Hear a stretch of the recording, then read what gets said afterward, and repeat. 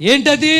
దేవుని మందిరము పాడైపోయింది, దేవుని మందిరము అస్తకృతమైపోయింది, దేవుని మందిరము శిథిలమైపోయింది, దేవుని మందిరమును పట్టించుకునేవారు లేరు, మందిరం గురించి ఆలోచించేవారు లేరు.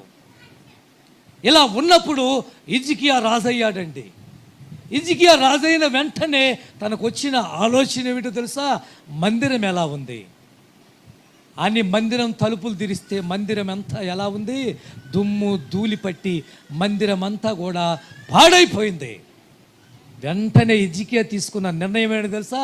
మందిరాన్ని బాగు చేయాలి. అది వినండి. ఎప్పుడైతే హిజ్కియా మందిరాన్ని బాగు చేయటం మొదలు పెట్టాడో, ఇదిగో యాజకులను పెట్టాడు, సేవకులను పెట్టాడు, ఈ మందిరంలో పరిచర్య జరిగించండి అని అద్భుతంగా మాట్లాడాడు. ప్రియమైన దేవుని బిడ్డలారా గమనించండి.